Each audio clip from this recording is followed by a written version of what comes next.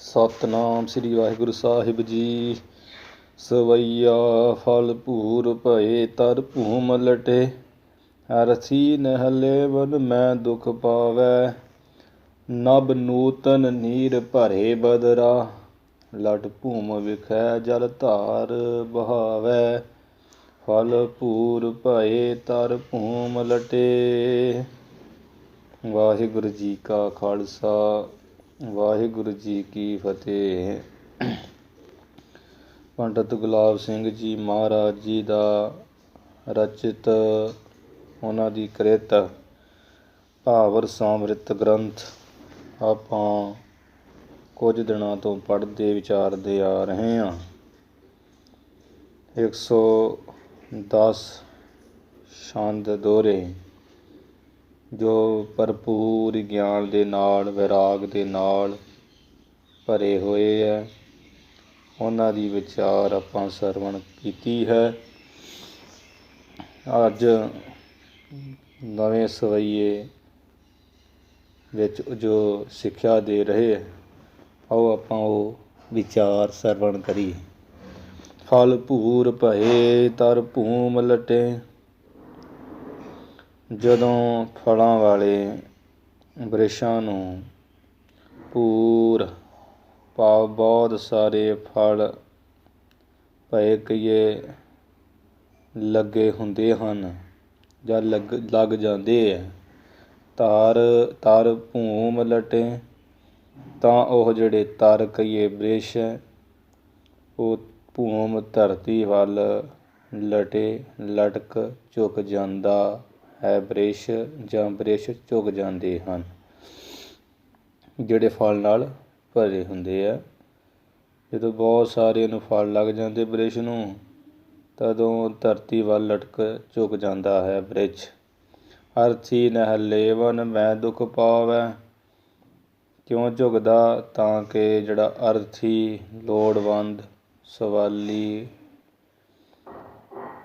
ਜਿਹਨੂੰ ਕੋਈ ਫਲ ਦੀ ਚਾਹਨਾ ਇੱਛਾ ਭੁੱਖੇ ਪਿਆਸੇ ਨੂੰ ਲੋੜਵੰਦ ਨੂੰ ਉਹ ਫਲ ਲੈਣ ਲੱਗਿਆ ਕੋਈ ਵੀ ਜਿਹੜਾ ਦੁੱਖ ਹੈ ਨਾ ਉਹ ਦੁੱਖ ਕਸ਼ਟ ਪ੍ਰਾਪਤ ਨਾ ਹੋਵੇ। ਇਹ ਉਪਕਾਰ ਨਿਵੈ ਸੋ ਗੌਰਾ ਹੋਏ। ਇਹ ਰੁੱਖ ਦਾ ਸੁਭਾਅ ਹੀ ਹੈ। ਮਹਾਰਾਜ ਜੀ ਵੀ ਕਹਿੰਦੇ ਨਿਵ ਚੱਲਣ ਗੁਰ ਮਾਰਗ ਦੱਸੇ। ਗੁਰੂ ਸੱਚੇ ਪਾਤਸ਼ਾਹ ਜੀ ਨਿਵ ਚੱਲਣ ਦਾ ਹੀ ਮਾਰਗ ਗਰੀਬੀ ਦੱਸਦੇ। ਬਾਬਾ ਫਰੀਦ ਜੀ ਵੀ ਕਹਿੰਦੇ ਆ ਦਰਵੇਸ਼ਾਂ ਨੂੰ ਲੋੜੀਏ ਰੁੱਖਾਂ ਦੀ ਚਿਰਾਂਦ। ਰੁੱਖਾਂ ਵਰਗਾ ਜੀਰਾ ਰੱਖਣਾ ਚਾਹੀਦਾ। ਰੁੱਖ ਹਮੇਸ਼ਾ ਪਰਉਪਕਾਰੀ ਹੁੰਦੇ। ਨਭ ਨੂਤਨ ਨੀਰ ਭਰੇ ਬਦਰਾ। ਜਿਸ ਸਮੇਂ ਨਭ ਨੂਤਨ ਨੀਰ ਭਰੇ ਬਦਰਾ। ਹੁਣ ਆਕਾਸ਼ ਵਿੱਚ ਬੱਦਲਾਂ ਦਾ ਪ੍ਰਕਰਨ ਬਣਦੇ। ਜਿਸ ਸਮੇਂ ਨਭ ਕਹੀਏ ਆਕਾਸ਼ ਅੰਦਰ ਜਿਹੜੇ ਬੱਦਲਾਂ ਵਿੱਚ ਨੂਤਨ ਕਹੀਏ ਨਵਾਂ ਨੀਰ ਪਾਣੀ ਭਰ ਜਾਂਦਾ। ਲਟ ਭੂਮ ਵਿਖੈ ਜਲ ਧਾਰ ਬਹਾਵੈ।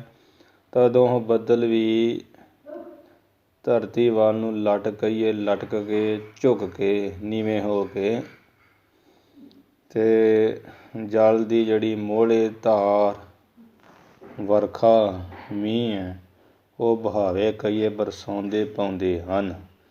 ਨਰ ਉੱਤਮ ਸੰਪਦ ਪਾਏ ਭਲੇ। ਇਸੇ ਪ੍ਰਕਾਰ ਦੋ ਪ੍ਰਮਾਣ ਦੇ ਕੇ ਕਹਿੰਦੇ ਤਿਵੇਂ ਜਿਹੜੇ ਉੱਤਮ ਮਹਾਨ ਸਮਝਦਾਰ ਸ੍ਰੇਸ਼ਟ ਮਨੁੱਖ ਹੈ ਉਹ ਭਲੇ ਚੰਗੀ ਭਾਵ ਬਹੁਤ ਹੀ ਸੰਪਤੀ ਵਿਭੂਤੀ ਐਸ਼ਵਰਜ ਧਨ ਨੂੰ ਪਾਏ ਕਹੀਏ ਪ੍ਰਾਪਤ ਕਰਕੇ ਤਜ ਊਰਦਤਾ ਉਪਕਾਰ ਕਮਾਵੈ। ਉਹ ਆਪਣੇ ਊਰਦਤਾ ਕਹੀਏ ਉੱਚੇਪਣ ਨੂੰ ਭਾਵ ਹੰਕਾਰ ਵਡਿਆਈ ਆਦਰ ਸਨਮਾਨ ਨੂੰ ਤਜ ਕਹੀਏ ਤਿਆਗ ਕਰਕੇ ਉਪਕਾਰ ਭਲਾਈ ਵਾਲੇ ਕਰਮ ਦੂਜਿਆਂ ਦਾ ਭਲਾ ਕਰਨ ਵਾਲੇ ਕਰਮ ਜਿਹੜੇ ਕਮਾਵੇ ਕਮਾਉਣਾ ਕਰਦੇ ਹੈ। ਭਾਵ ਧਨ ਨੂੰ ਧਰਮ ਦੇ ਕੰਮਾਂ ਵਿੱਚ ਜਾਂ ਲੋੜਵੰਦਾਂ ਵਿੱਚ ਦਾਨ ਪੁੰਨ ਕਰਕੇ ਵੰਡਣਾ ਕਰਦਾ ਹੈ। ਜਿਹੜਾ ਉੱਤਮ ਪੁਰਸ਼ ਹੁੰਦਾ ਹੈ, ਪੈਸਾ ਪਾ ਕੇ ਉਹ ਬਦਫੈਲੀਆਂ ਨਹੀਂ ਕਰਦਾ, ਝਗੜੇ ਨਹੀਂ ਕਰਦਾ, ਲੋਕਾਂ ਦੀ ਜ਼ਮੀਨਾਂ ਨਹੀਂ ਹੜੱਪਦਾ, ਸਗੋਂ ਲੋਕਾਂ ਦਾ ਭਲਾ ਹੀ ਕਰਦਾ ਹੈ। ਉੱਤਮ ਪੁਰਸ਼। ਦੂਜਿਆਂ ਦੀ ਗੱਲ ਨਹੀਂ ਇੱਥੇ। ਗੁਣ ਨੀਰ ਫਲੰ ਧਨ ਦਾਨ ਕਰੇ। ਜਿਵੇਂ ਬੱਦਲ ਪਾਣੀ ਨੀਰ ਕਹੀਏ ਪਾਣੀ ਵਰਸਾ ਦਿੰਦਾ, ਅਤੇ ਬਰੇਸ਼ ਵੀ ਫਲ ਦੂਜਿਆਂ ਨੂੰ ਦਿੰਦਾ, ਤਿਵੇਂ ਇਹ ਗੁਣ ਧਾਰਨ ਕਰਕੇ ਮਨੁੱਖ ਧਨ ਨੂੰ ਗਰੀਬਾਂ ਲੋੜਵੰਦਾਂ ਵਿੱਚ ਦਾਨ ਕਰਨਾ ਕਰੇ। ਸੁਖ ਸੰਪਤ ਔ ਜਗ ਮੈਂ ਸੁਖ ਪਾਵੇ। ਜੋ ਮਨੁੱਖ ਦਾਨ ਕਰਦਾ ਉਸ ਨੂੰ ਸੁੱਖਾਂ ਦੀ ਜਿਹੜੀ ਸੰਪਤ ਵਿਭੂਤੀ ਐਸ਼ਵਰਜ ਸੁੱਖ ਰੂਪੀ ਧਨ ਦੌਲਤ ਮਿਲਦੀ ਹੈ। ਆਓ ਅਤੇ ਉਹ ਮਨੁੱਖ ਇਸ ਜੱਗ ਦੇ ਵਿੱਚ ਸੰਸਾਰ ਦੇ ਵਿੱਚ ਪਰਮ ਸੁੱਖ ਮਹਾਨ ਸੁੱਖ ਨੂੰ ਪਾਵੇ, ਪ੍ਰਾਪਤ ਕਰ ਲੈਂਦਾ। ਗੁਣ ਨੀਰ ਫਲੰ ਧਨ ਦਾਨ ਕਰੇ। ਕਹਿੰਦੇ ਵੀ ਜਿਵੇਂ ਬੱਦਲਾਂ ਦਾ ਸੁਭਾਅ ਹੈ ਵੀ ਉਹ ਪਾਣੀ ਵਰਸਾ ਦਿੰਦਾ, ਅਤੇ ਫਲ ਬ੍ਰਿਸ਼ ਜਿਹੜਾ ਉਹ ਫਲ ਦੂਜਿਆਂ ਨੂੰ ਦੇਣ ਵਾਸਤੇ ਝੁਕ ਜਾਂਦਾ ਅਤੇ ਫਲ ਦਿੰਦਾ। ਇਹ ਗੁਣ ਹੈ ਬੱਦਲ ਵਿੱਚ ਅਤੇ ਬ੍ਰਿਸ਼ ਵਿੱਚ ਝੁਕਣ ਦਾ। ਇਸੇ ਤਰ੍ਹਾਂ ਮਨੁੱਖ ਉੱਤਮ ਸ੍ਰੇਸ਼ਟ ਗੁਣਾਂ ਨੂੰ ਧਾਰਨ ਕਰਕੇ ਮਾਇਆ ਸੰਪਤੀ ਨੂੰ ਪਾ ਕਰਕੇ ਆਪਣਾ ਉੱਚਾਪਣ ਛੱਡ ਕੇ ਜਿਹੜਾ ਕੋਈ ਧਨ ਹੈ ਪ੍ਰਾਪਤ ਉਹਦਾ ਦਾਨ ਲੋੜਵੰਦਾਂ ਗਰੀਬਾਂ ਵਿੱਚ ਕਰੇ। ਐਸਾ ਕਰਨ ਨਾਲ ਉਹਨੂੰ ਸੁੱਖਾਂ ਰੂਪੀ ਜਿਹੜੀ ਸੰਪਤੀ ਧਨ ਪ੍ਰਾਪਤ ਹੁੰਦਾ, ਨਾਲੇ ਸੰਸਾਰ ਵਿੱਚ ਸੁੱਖ ਪਾਉਂਦਾ ਮਹਾਂ। ਦੋਹਰਾ ਗੁਣੀ ਗੁਰੂ ਉਪਦੇਸ਼ ਕੋ। ਹੇ ਭਾਈ, ਜੋ ਗੁਣੀ ਗੁਣਵਾਨ ਸਿਆਣੇ ਗੁਣਾਂ ਵਾਲੇ ਮਨੁੱਖਾਂ ਦੀ ਕਹੀ ਹੋਈ ਗੱਲ ਹੈ ਅਤੇ ਗੁਰੂ ਉਪਦੇਸ਼ ਗੁਰੂ ਦੇ ਉਪਦੇਸ਼ ਨੂੰ ਸਿੱਖਿਆ ਨੂੰ ਰਾਖੋ ਮਨ ਨਿਰਧਾਰ ਨਿਰਣਾ ਧਾਰ ਕੇ ਐਂ ਪੱਕਿਆਂ ਹੋ ਕੇ ਚੰਗੀ ਤਰ੍ਹਾਂ ਸੋਚ ਵਿਚਾਰ ਨਾਲ ਆਪਣੇ ਮਨ ਕਹੀਏ ਹਿਰਦੇ ਅੰਦਰ ਵਸਾ ਕੇ ਰੱਖਣਾ ਕਰੋ। ਗੁਣੀ ਗੁਣਵਾਨ ਪੁਰਸ਼ ਦੇ ਉਪਦੇਸ਼ ਨੂੰ, ਉਹਦੀ ਕਹੀ ਹੋਈ ਗੱਲ ਨੂੰ ਅਤੇ ਗੁਰੂ ਦੇ ਉਪਦੇਸ਼ ਸਿੱਖਿਆ ਨੂੰ ਮਨ ਵਿੱਚ ਨਿਰਣਾ ਕਰਕੇ ਨਾ ਵੀ ਮੇਰੇ ਭਲੇ ਲਈ ਗੱਲ ਕਹੀ, ਉਹਨੂੰ ਮਨ ਵਿੱਚ ਵਸਾ ਕੇ ਰੱਖੋ। ਬੰਧਨ ਤੇਰੇ ਜਗਤ ਕੇ। ਜਿਸ ਕਰਕੇ ਹੇ ਭਾਈ ਗੁਰਾਂ ਦਾ ਉਪਦੇਸ਼ ਤੈਨੂੰ ਕੀ ਕਰੂਗਾ ਕਿ ਜਿਹੜੇ ਜਗਤ ਦੇ ਪਏ ਹੋਏ ਮੋਹ ਮਮਤਾ ਦੇ ਬੰਧਨ ਹੈ ਉਹ ਜਿਹੜਾ ਹੈ ਬੰਧਨ ਤੋੜ ਦੇਵੇਗਾ। ਤੇਰੇ ਜਗਤ ਜਿਹੜੇ ਮੋਹ ਮਮਤਾ ਦੇ ਬੰਧਨ ਹੈ ਨਾ ਉਹ ਗੁਰੂ ਹੀ ਤੋੜ ਸਕਦੇ। ਭਰਮ ਕੇ ਪਰਦੇ ਸਤਿਗੁਰੂ ਖੋਲ੍ਹੇ। ਭਰਮ ਰੂਪੀ ਬੰਧਨ, ਵਿਕਾਰਾਂ ਰੂਪੀ ਬੰਧਨ, ਮੋਹ ਮਮਤਾ ਦੇ ਬੰਧਨ ਸਾਰੇ ਗੁਰੂ ਤੇਰੇ ਤੋੜ ਦੇਵੇਗੇ। ਮਿਟਤ ਨਾ ਲਾਗੇ ਬਾਹਰ।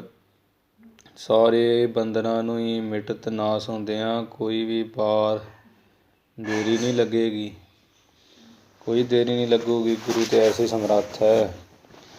ਡੋਲਣ 'ਤੇ ਰੱਖੋ ਪ੍ਰਭੂ ਨਾਨਕ ਦੇ ਕਰ ਹੱਥ। ਡੰਡੌਤ ਬੰਧਨ ਅਨਕ ਬਾਰ ਸਰਬ ਕਲਾ ਸਮਰੱਥ।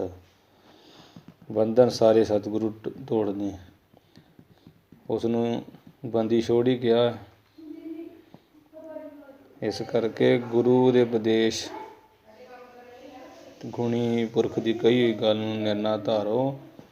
ਅਤੇ ਵੱਡਾ ਫਲ ਇਹ ਵੀ ਗੁਰੂ ਦੇ ਉਪਦੇਸ਼ ਨਾਲ ਅਤੇ ਤੇਰੇ ਸੰਸਾਰ ਦੇ ਮੋਹ ਮਮਤਾ ਦੇ ਜੰਮਣ ਮਰਨ ਰੂਪੀ ਬੰਧਨ ਸਾਰੇ ਟੁੱਟ ਜਾਣਗੇ। ਮਿਟ ਨਾ ਲਾਗੇ ਬਾਹਰ। ਮਿਟਦਿਆਂ ਕੋਈ ਵੀ ਦੇਰੀ ਨਹੀਂ ਲੱਗੇਗੀ। ਸਵਈਆ ਗੁਰ ਬੈਨ ਮਹਾ ਹਮ ਤਮ ਹਾਰਿਕ ਜੇ। ਇਹ ਭਾਈ ਗੁਰੂ ਸਾਹਿਬ ਜੀ ਦੇ ਜਿਹੜੇ ਬੈਨ ਬਚਨ ਗੁਰੂ ਸਾਹਿਬ ਜੀ ਦੇ ਬਚਨ ਜਿਹੜੇ ਹੈ ਮਹਾਂ ਤਮ ਹਾਰਕ, ਵੱਡੇ ਅਗਿਆਨਤਾ ਦਾ ਜਿਹੜਾ ਤਮ ਹਨੇਰਾ ਹੈ ਉਹਨੂੰ ਹਾਰਕ ਕਹੀਏ, ਨਾਸ ਕਰਨ ਵਾਲੇ ਹੈ। ਕਿਉਂਕਿ ਗੁਰੂ ਦਾ ਅਰਥ ਇਹੀ ਹੈ, ਗੋ ਨਾਮ ਹਨੇਰੇ ਦਾ, ਉਹ ਕਿਹੜਾ ਗਿਆਨ ਦਾ ਹਨੇਰਾ, ਰੂਹ ਨਾਮ ਪ੍ਰਕਾਸ਼ ਦਾ, ਉਹ ਕਿਹੜਾ ਗਿਆਨ ਦਾ ਪ੍ਰਕਾਸ਼। ਜੋ ਅਗਿਆਨ ਦਾ ਹਨੇਰੇ ਨੂੰ ਦੂਰ ਕਰਕੇ ਗਿਆਨ ਦਾ ਰੂਹ ਕਹੀਏ ਪ੍ਰਕਾਸ਼ ਕਰ ਦੇਣ, ਉਹੀ ਗੁਰੂ ਹੈ। ਅਤੇ ਗੁਰੂ ਦੇ ਬਚਨ ਇਹੋ ਜਿਹੇ ਹੀ ਆ, ਗੁਰ ਕਾ ਬਚਨ ਅਟਲ ਅਛੇਤ, ਗੁਰ ਕਾ ਬਚਨ ਕਤਹੁ ਨਾ ਜਾਏ, ਗੁਰ ਕਾ ਬਚਨ ਬਸੇ ਜੀ ਨਾਲੇ। ਗੁਰੂ ਦੇ ਬਚਨ ਮਹਾਨ। ਜੇ ਕੋ ਬਚਨ ਕਮਾਵੇ ਸੰਤਨ ਕਾ, ਸੋ ਗੁਰ ਪ੍ਰਸਾਦੀ ਤਰੀ। ਸੰਤ ਗੁਰੂ ਹੀ ਹੈ। ਗੁਰੂ ਦੇ ਬਚਨ ਜਿਹੜੇ ਹੈ ਮਹਾਨ ਅਗਿਆਨ ਦੇ ਹਨੇਰੇ ਨੂੰ ਨਾਸ਼ ਕਰਨ ਵਾਲੇ ਹਨ। ਵਹਿ ਆਏ ਪਰੇ ਅਬ ਕਾਨ ਹਮਾਰੇ, ਉਹ ਬਚਨ ਉਹ ਬਚਨ ਅਬ ਕਹੀਏ ਹੁਣ ਹਮਾਰੇ ਸਾਡੇ ਕਾਨ ਕੰਨਾਂ ਵਿੱਚ ਪਰੇ ਪੈ ਗਏ ਹਨ। ਭਾਵ ਮੈਨੂੰ ਹੁਣ ਗੁਰੂ ਦੀ ਸਿੱਖਿਆ ਪ੍ਰਾਪਤ ਹੋ ਗਈ। ਕਵੀ ਜੀ ਪਹਿਲਾਂ ਦੱਸ ਗਏ ਵੀ ਗੁਰੂ ਦੇ ਬਚਨ ਐਸੇ ਨਾਸ਼ ਕਰਨ ਵਾਲੇ ਅਗਿਆਨ ਨੂੰ। ਕਹਿੰਦੇ ਉਹ ਜਿਹੜੇ ਐਸੇ ਬਚਨ ਹੈ ਨਾ, ਉਹ ਹੁਣ ਮੇਰੇ ਗਰੀਬ ਦੇ ਕੰਨਾਂ ਵਿੱਚ ਵੀ ਆ ਪਏ ਹੈ। ਭਾਵ ਮੈਨੂੰ ਵੀ ਗੁਰੂ ਦੀ ਸਿੱਖਿਆ ਪ੍ਰਾਪਤ ਹੋਈ, ਮੈਂ ਵੀ ਗੁਰੂ ਵਾਲਾ ਹੋ ਗਿਆ। ਇੱਕ ਮੋਹ ਹੋਤੋ ਮਮ ਸੰਗ ਸਦਾ, ਇੱਕ ਜੋ ਪਦਾਰਥਾਂ ਦਾ ਸਰੀਰ ਮੇਰੇ ਮੇਰੇ ਮੇਰੇ ਮੇਰੇ ਆਦਿ ਦਾ ਜਿਹੜਾ ਮੋਹ ਅਥਵਾ ਅਗਿਆਨ, ਉਹਦਾ ਸਦਾ ਕਹੀਏ ਹਮੇਸ਼ਾ ਹੀ ਮਮ ਮੇਰੇ ਨਾਲ ਹੀ ਹੁੰਦਾ ਸੀ। ਪਹਿਲਾਂ ਕਹਿੰਦੇ ਇੱਕ ਮੋਹ ਦੇ ਅਗਿਆਨ ਮੇਰੇ ਨਾਲ ਹੀ ਸੀ। ਅਗਿਆਨ ਕਰਕੇ ਮੋਹ।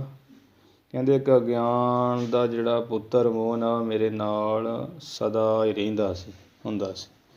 ਗੁਰ ਬੈਨ ਸੋ ਪੂਤ ਵਹੀ ਹਨ ਡਾਰੇ, ਗੁਰੂ ਜੀ ਦੇ ਜਿਹੜੇ ਸ੍ਰੇਸ਼ਟ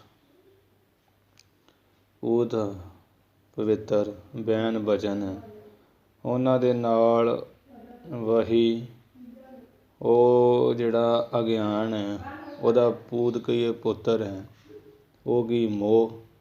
ਉਹ ਮੋਹ ਨੂੰ ਹਨ ਮਾਰ ਕੇ ਸੁੱਟ ਦਿੱਤਾ, ਡਾਰੇ ਸੁੱਟ ਦਿੱਤਾ ਗੁਰੂ ਦੇ ਬਚਨਾਂ ਨੇ।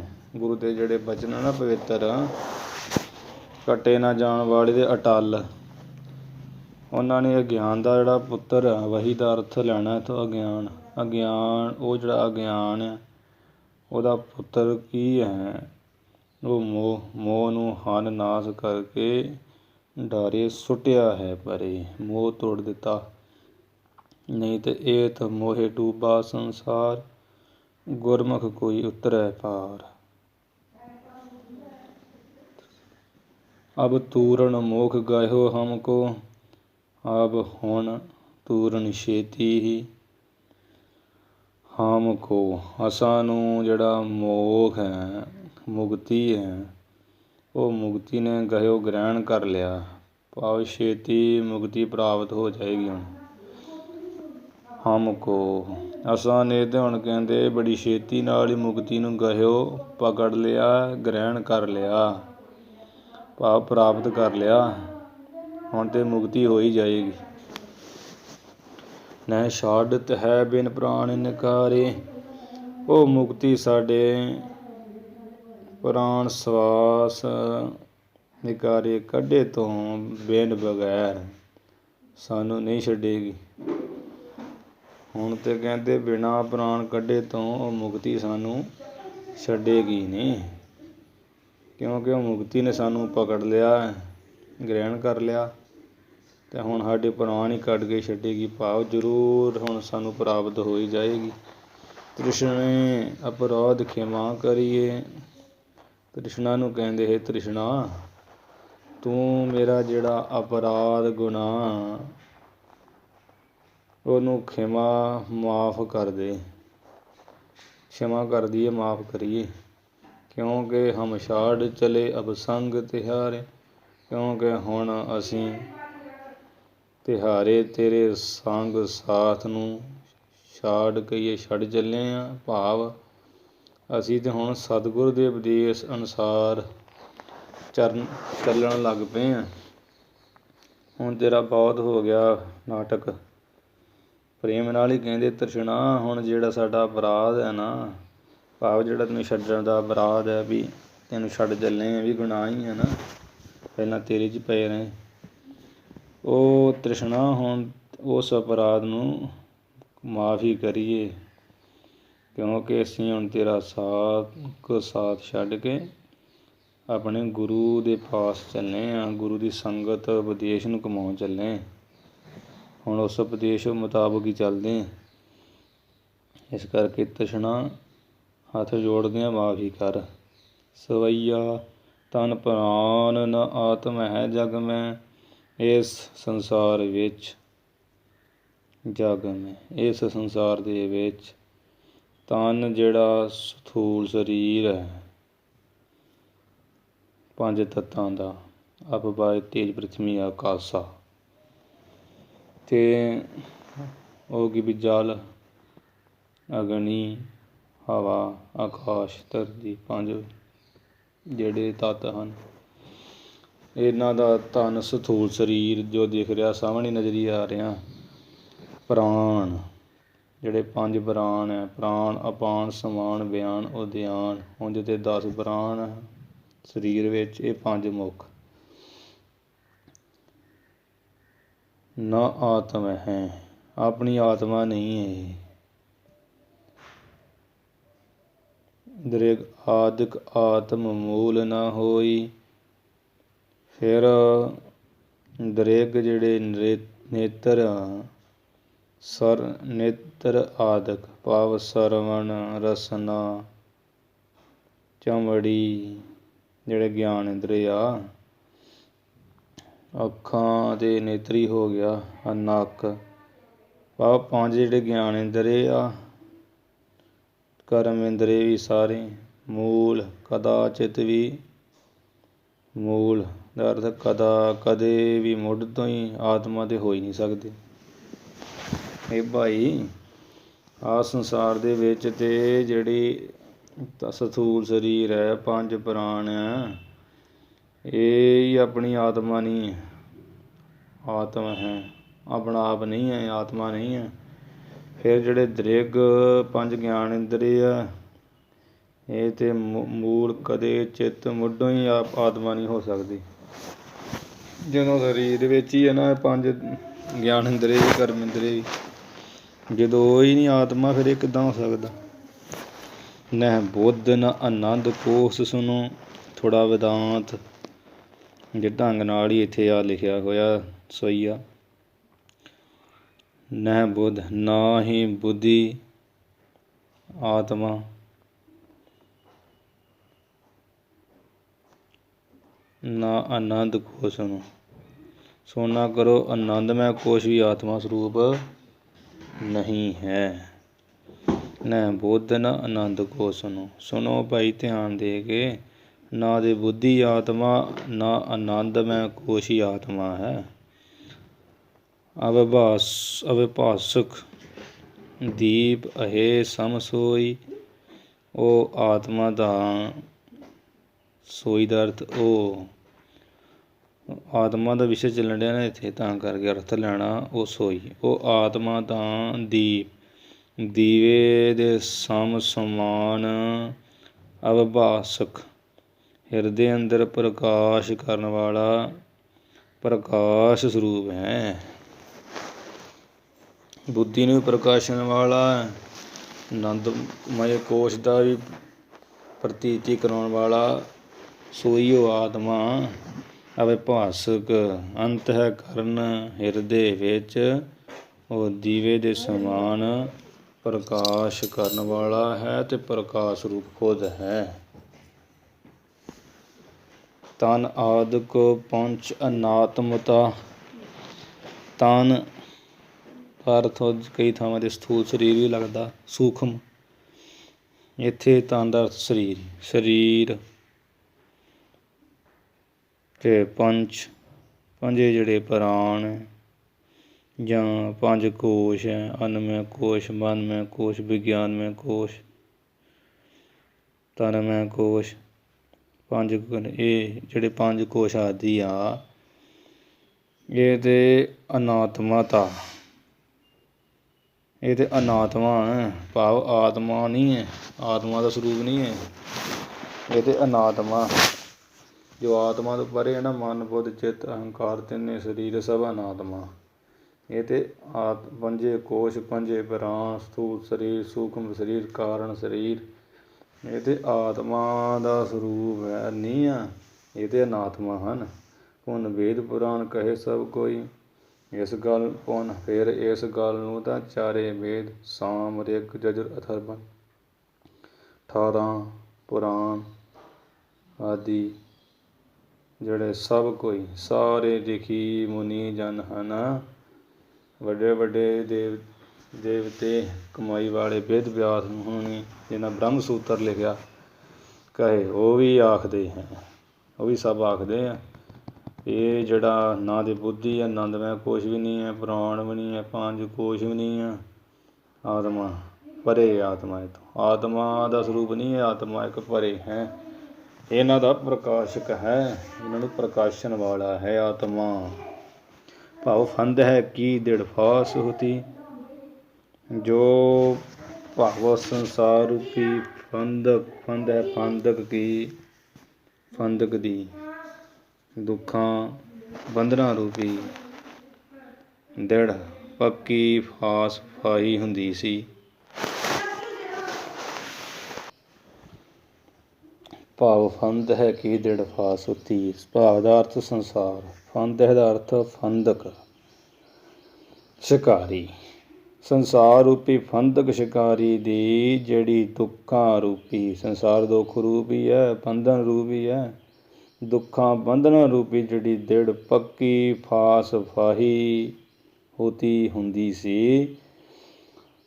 ਗੁਰ ਬੈਨ ਅਸੀਂ ਖਿਨ ਭੀਤਰ ਖੋਈ, ਪੰਡਿਤ ਗੁਲਾਬ ਸਿੰਘ ਜੀ ਕਹਿੰਦੇ ਉਹ ਗੁਰੂ ਸਾਹਿਬ ਜੀ ਦੇ ਬੈਨ ਬਚਨਾਂ ਰੂਪੀ ਜਿਹੜੀ ਅਸੀਂ ਦਾ ਅਰਥ ਲੈਣਾ ਕਿਰਪਾਨ, ਗੁਰੂ ਦੇ ਬਚਨਾਂ ਰੂਪੀ ਕਿਰਪਾਨ ਦੇ ਨਾਲ ਅਸੀਂ ਦਾ ਅਰਥ ਹੋ ਦੂਜਾ ਹੋਣਾ ਅਸਾਂ ਨੇ। ਖਿਨ ਭੀਤਰ ਛਿਨ ਸਮੇਂ ਦੇ ਵਿੱਚ ਹੀ ਕੋਈ ਨਾਸ ਕਰ ਦਿੱਤੀ ਹੈ। ਗੁਰੂ ਦੇ ਐਸੇ ਬਚਨ ਹੈ, ਗੁਰੂ ਦੇ ਬਚਨ ਭਾਈ ਐਸੇ ਮਹਾਨ ਹਨ। ਇਸ ਕਰਕੇ ਗੁਰੂ ਦੇ ਬਚਨ ਕੀ ਹੈ, ਜਿਹੜੀ ਸੰਗਤ ਵਿੱਚ ਬੈਠ ਕੇ ਕਥਾ ਸੁਣਨੀ ਹੈ, ਸ਼ਬਦ ਦੀ ਇਹ ਗੁਰੂ ਦੇ ਬਚਨ ਹੈ। ਗੁਰਬਾਣੀ ਪੜ੍ਹਨੀ ਸੁਣਨੀ ਬਚਨ, ਪਰ ਜਦੋਂ ਕਥਾ ਸੁਣਾਂਗੇ ਉਦੋਂ ਗੁਰੂ ਦੇ ਬਚਨਾਂ ਦੀ ਸਮਝ ਪਾਏਗੀ, ਗੁਰੂ ਸਾਹਿਬ ਕੀ ਕਹਿੰਦੇ ਹੈ, ਫਿਰ ਉਦੋਂ ਹੀ ਅਕਲ ਮੱਤ ਆਉਂਦੀ ਹੈ। ਇਸ ਤਰ੍ਹਾਂ ਗੁਰੂ ਦੇ ਬਚਨਾਂ ਨਾਲ ਅਸਾਂ ਨੇ ਗੁਰੂ ਦੇ ਬਚਨਾਂ ਰੂਪੀ ਅਸੀਂ ਕਿਰਪਾਨ ਦੇ ਨਾਲ ਖਿਨ ਪੀਤਰ ਜੀ ਸੰਸਾਰ ਰੂਪੀ ਫੰਦਕ ਦੀ ਬੰਧਨਾਂ ਦੁੱਖਾਂ ਰੂਪੀ ਫਾਈ ਕੋਈ ਨਾਸ ਕਰ ਦਿੱਤੀ, ਕੱਟ ਦਿੱਤੀ ਹੈ। ਸੋਈਆ ਗੁਰ ਬੇਦ ਸੋ ਤੀਰਥ ਨੇਮ ਮਹਾ ਸ੍ਰੇਸ਼ਟ ਗੁਰੂ, ਸੋ ਦਾ ਅਰਥ ਸ੍ਰੇਸ਼ਟ, ਸ੍ਰੇਸ਼ਟ ਜਿਹੜੇ ਗੁਰੂ ਹੈ, ਸੋ ਦਾ ਅਰਥ ਸਾਰੇ ਪਾਸੇ ਲੱਗ ਜਾਣਾ, ਸ੍ਰੇਸ਼ਟ ਗੁਰੂ, ਸ੍ਰੇਸ਼ਟ ਚਾਰੇ ਵੇਦ, ਸ੍ਰੇਸ਼ਟ ਜਿਹੜੇ ਤੀਰਥ ਪਵਿੱਤਰ ਸਥਾਨ, ਮਹਾ ਬੇਅੰਤ ਜਿਹੜੇ ਨੇਮ ਨਿਯਮ ਆਦਿ, ਬ੍ਰਤ ਸੰਜਮ ਜੇ ਪਿਤ ਮਾਤ ਹਮਾਰੇ, ਬ੍ਰਤ ਜਿਹੜੇ ਵਰਤ ਰੱਖਦੀਆਂ ਮਾਈਆਂ, ਇਕਾਦਸ਼ੀ ਜਾਂ ਰਾਜੇ ਮਹਾਰਾਜੇ ਸਾਰੇ ਰੱਖਦੇ ਇਕਾਦਸ਼ੀ, ਅਸ਼ਟਮੀ ਕ੍ਰਿਸ਼ਨ ਅਸ਼ਟਮੀ, ਅਤੇ ਸੰਜਮ ਜਿਹੜਾ ਇੰਦਰੀਆਂ ਦਾ ਦਮਨ ਕਰਨਾ, ਭਾਵ ਇੰਦਰੀ ਕਾਬੂ ਵਿੱਚ ਰੱਖਣੇ, ਅਤੇ ਜੇ ਮਾਤ ਪਿਤਾ ਜਿਹੜੇ ਪਿਤਾ ਮਾਤਾ ਹਮਾਰੇ ਸਾਡੇ ਹਨ, ਸ੍ਰੇਸ਼ਟ ਗੁਰੂ, ਸ੍ਰੇਸ਼ਟ ਚਾਰ ਵੇਦ, ਸ੍ਰੇਸ਼ਟ ਮਹਾ ਤੀਰਥ ਅਸਥਾਨ, ਅਤੇ ਨੇਮ ਨਿਯਮ ਜਿਹੜੇ ਤਰ੍ਹਾਂ ਨਿਯਮ ਹੁੰਦੇ, ਜਿਵੇਂ ਨਿਤਨੇਮ ਹੀ ਹੈ, ਰੋਜ਼ ਵੀ ਨਿਤਨੇਮ ਕਰਨਾ ਹੀ ਕਰਨਾ, ਪੰਜ ਬਾਣੀਆਂ ਦਾ ਇਹ ਨੇਮ, ਸਵੇਰੇ ਅੰਮ੍ਰਿਤ ਵੇਲੇ ਉੱਠਣਾ, ਇਸ਼ਨਾਨ ਕਰਨਾ, ਇਹ ਨੇਮ, ਜਿਹੜਾ ਕੰਮ ਰੋਜ਼ ਕਰਨਾ ਉਹਨੂੰ ਨੇਮ ਕਹੀਦਾ, ਨਿਯਮ ਨਾਲ ਕਰਨਾ। ਅਤੇ ਕਹਿੰਦੇ ਵੀ ਵਰਤ ਆਦਿਕ, ਇਕਾਦਸ਼ੀ, ਕ੍ਰਿਸ਼ਨ ਅਸ਼ਟਮੀ ਵਰਤ, ਦੁਆਦਸੀ ਵਰਤ, ਸੰਜਮ ਇੰਦਰੀ ਕਾਬੂ ਰੱਖਣੇ। ਫਿਰ ਜਿਹੜੇ ਮਾਤਾ ਪਿਤਾ ਸਾਡੇ, ਹਰ ਭੂਮ ਸੋ ਨੀਚ ਸਮੀਰ ਬਲੀ, ਜੋ ਹਰ ਵਿਸ਼ਨੂੰ ਭਗਵਾਨ ਜੀ ਹੈ। ਭੂਮ ਪ੍ਰਿਥਵੀ ਧਰਤੀ ਹੈ, ਸੋ ਸ੍ਰੇਸ਼ਟ ਜਿਹੜਾ ਨੀਰ ਬਾਣੀ ਹੈ, ਅਤੇ ਬਲੀ ਸਮੀਰ ਬਲੀ, ਬਲ ਵਾਲੀ ਜਿਹੜੀ ਸਮੀਰ ਹਵਾ, ਪੁੰਨ ਪਾਵਕ ਔਰ ਆਕਾਸ਼ ਉਦਾਰੇ। ਫਿਰ ਪੁੰਨ ਦਾ ਅਰਥ ਫਿਰ ਪਾਵਕ ਜਿਹੜੀ ਅੱਗ ਹੈ, ਔਰ ਅਤੇ ਜਿਹੜੇ ਆਕਾਸ਼ ਆਦਿ ਪੰਜ ਤੱਤ ਉਦਾਰੇ ਕਹੀਏ ਬੜੇ ਸ੍ਰੇਸ਼ਟ ਹਨ। ਆਂਗਣ ਹਵਾ ਵੀ ਆ ਗਈ, ਧਰਤੀ ਵੀ ਆ ਗਈ, ਅੱਗ ਵੀ ਆ ਗਈ, ਆਕਾਸ਼ ਵੀ ਆ ਗਿਆ, ਜਲ ਨਹੀਂ ਹੈਗਾ। ਇਸ ਤਰ੍ਹਾਂ ਪੰਜ ਤੱਤ ਸਮਝ ਲੈਣੇ। ਇਹ ਪੰਜੇ ਤੱਤ ਜਿਹੜੇ ਸ੍ਰੇਸ਼ਟ ਹਨ। ਹਰ ਭੂਮ ਸੋ ਨੀਰ ਸਮੀਰ ਬਲੀ, ਜੋ ਵਿਸ਼ਨੂੰ ਭਗਵਾਨ, ਪ੍ਰਿਥਵੀ ਧਰਤੀ ਸ੍ਰੇਸ਼ਟ ਜਲ ਅਤੇ ਬਲ ਵਾਲੀ ਹਵਾ, ਫਿਰ ਪੁੰਨ ਪਾਵਕ ਅੱਗ ਔਰ ਅਤੇ ਆਕਾਸ਼ ਸ੍ਰੇਸ਼ਟ ਹਨ। ਭਾਵ ਪੰਜੇ ਤੱਤ ਆਦਿਕ ਹਨ। ਤੁਮਰੇ ਉਪਕਾਰ ਸੋ ਗਿਆਨ ਲੈ, ਤੁਮਰੇ ਤੁਹਾਡੇ ਉਪਕਾਰ ਕਰਕੇ ਮੈਂ ਆਪਣੇ ਨਿਜ ਸਰੂਪ ਦਾ ਜਿਹੜਾ ਗਿਆਨ ਹੈ, ਨਿਜ ਸਰੂਪ ਦਾ ਸੋ ਗਿਆਨ ਇਕੱਠਾ ਕਰ ਦਈਏ ਪਾਠ ਦੇ ਸ੍ਰੇਸ਼ਟ ਗਿਆਨ, ਉਹ ਕੀ ਅਪਰੋਕਸ਼ ਗਿਆਨ, ਅਪਰੋਕਸ਼ ਗਿਆਨ ਲੈ ਪ੍ਰਾਪਤ ਕੀਤਾ ਹੈ। ਜਿਹੜਾ ਮੈਨੂੰ ਪਹਿਲਾਂ ਕਰਮਾਂ ਧਰਮਾਂ ਦ੍ਰਿੜ ਬੰਧਨ ਥੇ ਅਬ ਦੂਰ ਨਿਵਾਰੇ, ਹਉਮੈ ਆਦਿ ਦੇ ਜਿਹੜੇ ਦ੍ਰਿੜ ਪੱਕੇ ਬੰਧਨ ਜੰਜਾਲ ਪਏ ਹੋਏ ਥੇ ਦਾ ਅਰਥ ਸਨ, ਉਹ ਅਬ ਦੂਰ ਨਿਵਾਰੇ, ਉਹ ਹੁਣ ਦੂਰ ਕਰਕੇ ਨਿਵਾਰੇ ਨਿਵਰਤ ਕਰ ਲਏ। ਤੁਮਰੇ ਉਪਕਾਰ ਤੋਂ ਗਿਆਨ ਗੁਰੂ ਦੇਵ ਜੀ, ਤੁਹਾਡੇ ਉਪਕਾਰ ਕਿਰਪਾ ਨਾਲ, ਤੁਹਾਡੇ ਉਪਕਾਰ ਕਿਰਪਾ ਕਰਕੇ ਹੀ ਮੈਂ ਆਪਣੇ ਨਿਜ ਸਰੂਪ ਦਾ ਜਿਹੜਾ ਸ੍ਰੇਸ਼ਟ ਗਿਆਨ ਲੈ ਕੇ ਲਿਆ, ਪ੍ਰਾਪਤ ਕੀਤਾ। ਅਤੇ ਦ੍ਰਿੜ ਬੰਧਨ ਜਿਹੜੇ ਦ੍ਰਿੜ ਕਰਮਾਂ ਧਰਮਾਂ ਹਉਮੈ ਆਦਿਕ ਦੇ ਮੋਹ ਮਮਤਾ ਦੇ ਬੰਧਨ ਪੱਕੇ ਮੈਨੂੰ ਪਏ ਹੋਏ ਸੀ, ਅਬ ਉਹ ਹੁਣ ਦੂਰ ਨਿਵਰਤ ਕਰ ਲਏ ਤੁਹਾਡੀ ਕਿਰਪਾ ਨਾਲ। ਸਭ ਕੋ ਅਬੇ ਬੰਧਨ ਹੈ ਹਮਾਰੀ, ਹੁਣ ਤੁਹਾਨੂੰ ਸਭ ਸਾਰਿਆਂ ਨੂੰ ਹੀ ਹਮਰੀ ਕਹੀਏ ਸਾਡੀ, ਅਬ ਨਾਮ ਹਿਰਦੇ ਦਾ ਹੁੰਦਾ, ਬੰਧਨ ਨਾਮ ਨਮਸਕਾਰ ਦਾ ਹੁੰਦਾ, ਪਿੱਛੇ ਵੀ ਆਇਆ। ਹੁਣ ਤੁਹਾਨੂੰ ਸਾਰਿਆਂ ਨੂੰ ਕਵੀ ਸਾਹਿਬ ਜੀ ਕਹਿੰਦੇ ਸਾਡੀ ਹਿਰਦੇ ਵਿੱਚੋਂ ਹਿਰਦੇ ਕਰਕੇ ਨਮਸਕਾਰ ਹੈ। ਹਮ ਹੂੰ ਪਰਮਾਤਮ ਧਾਮ ਸਿਧਾਰੇ, ਅਸੀਂ ਤੇ ਹੁਣ ਹੂੰ ਨਿਸ਼ਚੇ ਕਰਕੇ, ਹੂੰ ਦਾ ਅਰਥ ਨਿਸ਼ਚੇ ਕਰਕੇ, ਅਸੀਂ ਹੁਣ ਨਿਸ਼ਚੇ ਕਰਕੇ ਪਰਮਾਤਮਾ ਪ੍ਰਭੂ ਦੇ ਧਾਮ ਸੱਚਖੰਡ ਘਰ ਵਿੱਚ ਸਿਧਾਰੇ ਚੱਲੇ ਹਾਂ, ਚੱਲੇ ਹਾਂ। ਇਸ ਕਰਕੇ ਭਾਈ ਸਭ ਨੂੰ ਸਾਡੀ ਦਿਲੋਂ ਹਿਰਦੇ ਵਿੱਚੋਂ ਨਮਸਕਾਰ ਬੰਦਨਾ ਹੈ, ਕਿਉਂਕਿ ਅਸੀਂ ਤਾਂ ਹੁਣ ਨਿਸ਼ਚੇ ਕਰਕੇ ਪਰਮਾਤਮਾ ਦੇ ਧਾਮ ਸੱਚਖੰਡ ਵਿੱਚ ਸਿਧਾਰੇ ਚੱਲੇ ਹਾਂ ਜੀ। ਗੁਰ ਵੇਦ ਸੋ ਤੀਰਥ ਨੇਮ ਮਹਾ, ਅੰਮ੍ਰਿਤ ਸੰਜਮ ਜੇ ਪਿਤ ਪਾਤ ਹਮਾਰੇ, ਹਰ ਭੂਮ ਸੋ ਨੀਰ ਸਮੀਰ ਬਲੀ, ਪੁੰਨ ਪਾਵਕ ਔਰ ਆਕਾਸ਼ ਉਦਾਰੇ। ਤੁਮਰੇ ਉਪਕਾਰ ਸੋ ਗਿਆਨ ਲਏ, ਦ੍ਰਿੜ ਬੰਧਨ ਥੇ ਅਬ ਦੂਰ ਨਿਵਾਰੇ। ਉੱਪਰ ਸਭ ਕੁਝ ਦੱਸ ਕੇ ਕਵੀ ਜੀ ਇਹ ਕਹਿਣਾ ਚਾਹੁੰਦੇ ਆ ਕਿ ਹੇ ਗੁਰੂਦੇਵ ਪਰਮਾਤਮਾ, ਜਾਂ ਇਹ ਕਹਿ ਰਹੇ ਹਾਂ ਕਿ ਗੁਰੂ ਚਾਰ ਵੇਦ ਤੀਰਥ ਨੇਮ ਬ੍ਰਤ ਸੰਜਮ ਪਿਤਾ ਮਾਤਾ ਪਰਮਾਤਮਾ ਵਿਸ਼ਨੂੰ ਭਗਵਾਨ ਧਰਤੀ ਪੰਜੇ ਤੱਤ, ਉਹ ਤੁਹਾਡੇ ਉਪਕਾਰ ਦੀ ਕਿਰਪਾ ਨਾਲ ਹੀ ਮੈਂ ਆਪਣਾ ਸ੍ਰੇਸ਼ਟ ਬ੍ਰਹਮ ਗਿਆਨ ਲਿਆ। ਦ੍ਰਿੜ ਬੰਧਨ ਜਿਹੜੇ ਪਏ ਸੀ ਉਹ ਦੂਰ ਨਿਵਰਤ ਕਰਦੇ ਆ। ਹੁਣ ਸਭ ਨੂੰ ਤੁਹਾਨੂੰ ਸਾਰਿਆਂ ਨੂੰ ਮੇਰੀ ਨਮਸਕਾਰ ਹੈ, ਕਿਉਂਕਿ ਤੁਹਾਡੀ ਕਿਰਪਾ ਨਾਲ ਅਸੀਂ ਤਾਂ ਪਰਮਾਤਮਾ ਦੇ ਘਰ ਸੱਚਖੰਡ ਵਿੱਚ ਚਲੇ ਚੱਲੇ ਹਾਂ। ਇਹਦਾ ਇਹ ਸਵਈਏ ਦਾ ਪ੍ਰਯੋਜਨ ਹੈ। ਉੱਪਰ ਜੋ ਨਾਮ ਲਿਖੇ ਉਹਨਾਂ ਦਾ ਉਪਕਾਰ ਹੈ। ਕਵੀ ਜੀ ਕਹਿੰਦੇ ਸਭ ਕੁਝ ਹੀ ਹੈ ਨਾ, ਉਪਕਾਰ ਹੀ ਹੈ ਨਾ, ਸਭ ਕੁਝ ਇਸ ਜੀਵਨ ਵਿੱਚ ਹੋਣੀ ਜ਼ਰੂਰੀ ਹੈ। ਚੀਜ਼ਾਂ ਇਹ ਵਸਤਾਂ ਹੋਣੀਆਂ ਜ਼ਰੂਰੀ ਜੋ ਉੱਪਰ ਕਹੀਆਂ ਦੋ ਤੁਕਾਂ ਵਿੱਚ, ਅਤੇ ਉਹਨਾਂ ਨੂੰ ਹੁਣ ਨਮਸਕਾਰ ਕਰਦੇ, ਨਮਸਕਾਰ ਬੰਦਨਾ ਕਰਦੇ। ਸਵਈਆ ਜੋ ਜਗ ਮਾਹੇ ਹਰੇ ਤਮ ਕੋ ਰਵ, ਜੋ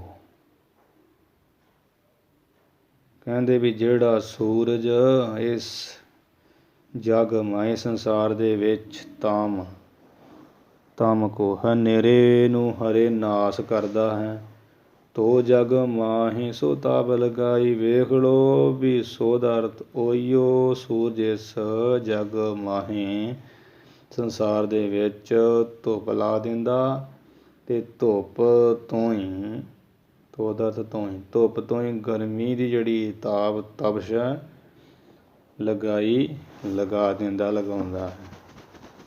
ਹਨੇਰੇ ਨੂੰ ਵੀ ਦੂਰ ਕਰਦਾ, ਇਹ ਤਾਂ ਬੜਾ ਵੱਡਾ ਗੁਣ ਹੈ, ਅਤੇ ਉਹ ਤਪਸ਼ ਲਾ ਦਿੰਦਾ, ਇਹ ਜਿਹੜੀ ਦੁਬਿਧਾ ਪਾ ਦਿੰਦਾ ਹੈ।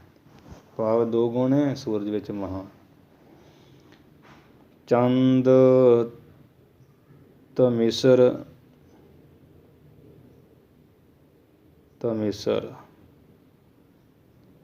ਨਾਮ ਹਨੇਰੇ ਦਾ। ਚੰਦ ਤਮਿਸਰ ਕੋ ਹਨ ਹੈ, ਤਿਨ ਚੰਦ ਤਮਿਸਰ ਕੋ ਤਾਂ ਹਨ ਹੈ। ਚੰਦਰਮਾ ਵੀ ਤਮਿਸਰ, ਭਾਵ ਤਮਿਸਰ ਕਹੀਏ ਹਨੇਰਾ, ਹਨੇਰੇ ਨੂੰ ਹਨ ਨਾਸ ਕਰਦਾ ਹੈ। ਤਿਨ ਤਾਪ ਨਹੀਂ ਤਮ ਫੂਰ ਨ ਜਾਈ, ਅਤੇ ਤਿੰਨ ਤਾਪ ਨਹੀਂ, ਉਸ ਦੀ ਤਪਸ਼ ਵੀ ਤਿੰਨ ਤਾਪ ਨਹੀਂ। ਅਤੇ ਤਿੰਨ ਦਾ ਅਰਥ ਚੰਦਰਮਾ ਦੀ ਕੋਈ ਤਾਪ ਤਪਸ਼ ਵੀ ਨਹੀਂ ਹੁੰਦੀ। ਤਮ ਪੂਰ ਨ ਜਾਈ, ਪਰ ਉਸ ਕੋਲੋਂ ਤਮ ਜਿਹੜਾ ਹਨੇਰਾ ਨਾ, ਉਹ ਪੂਰਾ ਸਾਰਾ ਨਹੀਂ ਜਾਂਦਾ। ਭਾਵ ਚੰਦਰਮਾ ਕੋਲੋਂ ਹਨੇਰਾ ਪੂਰੀ ਤਰ੍ਹਾਂ ਨਾਲ ਖਤਮ ਨਹੀਂ ਹੁੰਦਾ। ਚੰਦਰਮਾ ਹਨੇਰੇ ਨੂੰ ਦੂਰ ਤੇ ਨਾਸ ਤੇ ਕਰਦਾ, ਅਤੇ ਉਸ ਚੰਦਰਮਾ ਦੀ ਤਪਸ਼ ਨਹੀਂ ਕੋਈ ਹੁੰਦੀ। ਪਰ ਵੇਖ ਲਓ ਵੀ ਉਹ ਤਾਮ ਜਿਹੜਾ ਹਨੇਰਾ ਪੂਰਾ ਤਾਂ ਨਹੀਂ ਨਾ ਜਾਂਦਾ। ਗੁਰਬਾਣੀ 'ਚ ਹੀ ਆਉਂਦਾ, ਜੇ 100 ਚੰਦਾ ਉਗਵਹਿ 100 ਚੰਦਰਮਾ ਉਗ ਜਾਣ ਰਾਤ ਸਮੇਂ ਕਿੰਨਾ ਚਾਨਣ ਹੋ ਜੂ। ਸੂਰਜ ਚੜੇ ਹਜ਼ਾਰ, ਸੂਰਜ ਹਜ਼ਾਰੇ ਚੜ੍ਹ ਜੇ ਇੱਕ ਹੀ ਨਹੀਂ ਮਾਣ, ਇਹ ਤੇ ਚਾਨਣ ਹੁੰਦੇ ਆ। ਕਹਿੰਦੇ ਇੰਨਾ ਚਾਨਣ ਹੀ ਗੁਰੂ ਅੰਗਦ ਦੇਵ ਸਾਹਿਬ ਕਹਿੰਦੇ ਹੋ ਜਾਵੇ, ਗੁਰ ਬਿਨ ਘੋਰ ਅੰਧਾਰ, ਗੁਰੂ ਬਿਨਾਂ ਹਨੇਰਾ ਹੀ ਹੈ। ਗੁਰੂ ਬਿਨਾਂ ਫਿਰ ਵੀ ਪ੍ਰਕਾਸ਼ ਨਹੀਂ ਹੁੰਦਾ। ਸੂਰਜ ਜਦੋਂ ਚੜ੍ਹਦਾ ਆਤਮਾ ਦਾ ਗਿਆਨ ਥੋੜ੍ਹੀ ਹੋ ਜਾਂਦਾ। ਪੂਰਨ ਹੀ ਤਮ ਮਾਰ ਇਹਾਂ, ਪਰ ਸਾਰਾ ਹੀ ਅਗਿਆਨਤਾ ਦਾ ਹਨੇਰਾ ਇਹਾਂ ਇਸ ਹਿਰਦੇ ਵਿੱਚੋਂ ਨਾਸ ਕਰਕੇ। ਕੌਣ? ਗੁਰ ਵੇਦ ਸੋ ਆਨੰਦ ਮਾਹਿ ਸਮਾਈ। ਗੁਰੂ ਅਤੇ ਵੇਦ ਨੇ, ਅਥਵਾ ਗੁਰੂ ਦੇ ਜਿਹੜੇ ਵੇਦ ਕਹੀਏ ਗਿਆਨ ਨੇ ਆਨੰਦ ਸਰੂਪ ਵਿੱਚ ਸਮਾਈ ਕਰਾ ਦਿੱਤੀ। ਪੂਰਨ ਹੀ ਤਮ ਮਾਰੇ ਹਾਂ, ਇਹ ਗੁਰੂ ਦੀ ਵਡਿਆਈ ਕੀ ਆ ਵੀ ਜਿਹੜਾ ਪੂਰਨ ਸਾਰਾ ਹੀ ਅਗਿਆਨਤਾ ਦਾ ਤਮ ਹਨੇਰਾ ਇੱਥੇ ਹਿਰਦੇ ਵਿੱਚ, ਉਸ ਹਿਰਦੇ ਵਿੱਚ ਉਹ ਸਾਰਾ ਗਿਆਨਤਾ ਦਾ ਹਨੇਰਾ ਮਾਰ ਨਾਸ ਕਰਕੇ। ਕਿਸ ਨੇ? ਗੁਰੂ ਨੇ, ਵੇਦ ਅਤੇ ਵੇਦ ਨੇ, ਵੇਦ ਧਰਮਾਂ ਗਿਆਨਮਈ ਪੁਸਤਕਾਂ ਨੇ, ਗਿਆਨਮਈ ਗ੍ਰੰਥਾਂ ਨੇ, ਅਤੇ ਆਨੰਦ ਵਿੱਚ ਸਮਾਈ ਕਰਾ ਦਿੱਤੀ ਹੈ। ਗੁਰ ਵੇਦ ਜਾਂ ਜਿਹੜੇ ਗੁਰੂ ਦੇ ਵੇਦ ਗਿਆਨਮਈ ਬਚਨ ਹੈ, ਉਹਨਾਂ ਗਿਆਨਮਈ ਬਚਨਾਂ ਨੇ ਆਨੰਦ ਸਰੂਪ ਵਿੱਚ ਸਮਾਈ ਕਰਾ ਦਿੱਤੀ।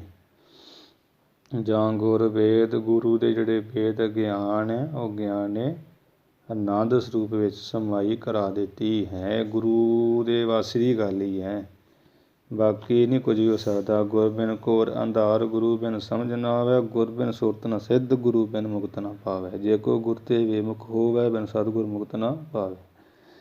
ਯਾ ਜਗ ਮੈਂ ਗੁਰ ਬੇਦਨ ਕੀ, ਕਵੀ ਪੰਡਿਤ ਗੁਲਾਬ ਸਿੰਘ ਮਹਾਰਾਜ ਨਿਰਮਲੀ ਸੰਤ ਕਹਿੰਦੇ ਆ, ਯਾ ਜਗ ਮੈਂ ਸੰਸਾਰ ਦੇ ਵਿੱਚ ਗੁਰੂ ਦੀ ਜਿਹੜੀ ਭਾਈ, ਗੁਰੂ ਦੇ ਵੇਦਾਂ ਦੀ, ਧਰਮ ਗਿਆਨਮਈ ਗ੍ਰੰਥਾਂ ਦੀ ਤੇ ਗੁਰੂ ਦੇ ਬੇਦਨ ਕੇ ਬਚਨਾਂ ਦੀ ਉਪਮਾ ਸਮ ਢੂੰਡਤ ਨਾ ਕਛ ਪਾਈ।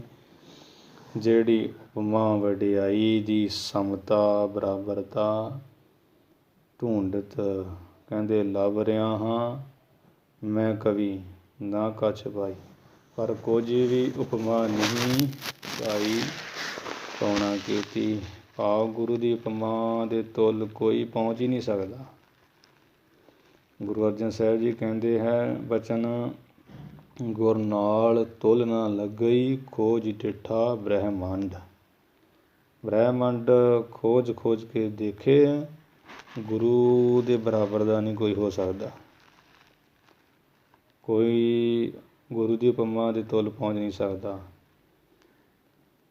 ਵੇਦਨ ਜੋ ਆਦਿ, ਵੇਦਾਂ ਦਾ ਅਰਥ ਵੀ ਜੋ ਆਦਿ ਕਾਲ ਦੀ ਬਾਣੀ, ਇਸ ਵਿੱਚ ਵੀ ਗੁਰੂ ਤੁੱਲ ਹੋਰ ਕਿਸੇ ਦੀ ਉਪਮਾ ਕਹੀ ਨਹੀਂ ਜਾਂਦੀ।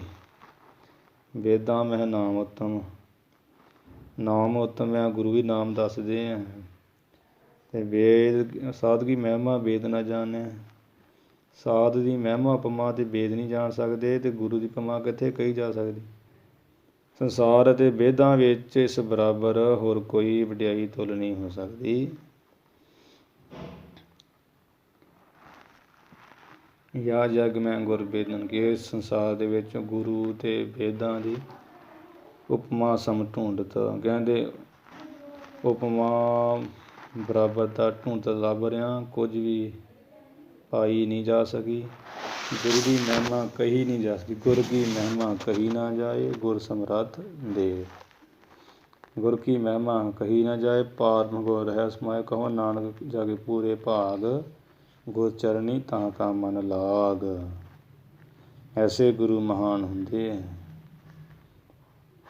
ਨਾ ਦੇ ਵੇਦਾਂ ਦੀ ਉਪਮਾ ਬਰਾਬਰ ਕੋਈ ਬਰਾਬਰਤਾ ਹੈ, ਅਤੇ ਵੇਦਾਂ ਤੋਂ ਉੱਪਰ ਸੰਤ ਸਾਧੂ ਹੈ ਗੁਰੂ ਸਾਹਿਬ ਨੇ ਲਿਖਿਆ, ਅਤੇ ਸਾਧੂ ਦੀ ਉਪਮਾ ਵੀ ਨਹੀਂ ਵੇਦ ਕਹਿ ਸਕਦੇ। ਅਤੇ ਸਤਿਗੁਰੂ ਤਾਂ ਬਹੁਤ ਮਹਾਨ ਹੈ, ਸਭ ਤੋਂ ਵੱਡਾ ਸਤਿਗੁਰੂ ਨਾਨਕ ਹੀ ਹੈ। ਸਤਿਗੁਰੂ ਨਾਨਕ ਸਾਹਿਬ ਦੀ ਉਪਮਾ ਕੌਣ ਕਹਿ ਸਕਦਾ, ਬਰਾਬਰਤਾ ਕਹਿ ਸਕਦਾ, ਕੋਈ ਨਹੀਂ ਕਹਿ ਸਕਦਾ।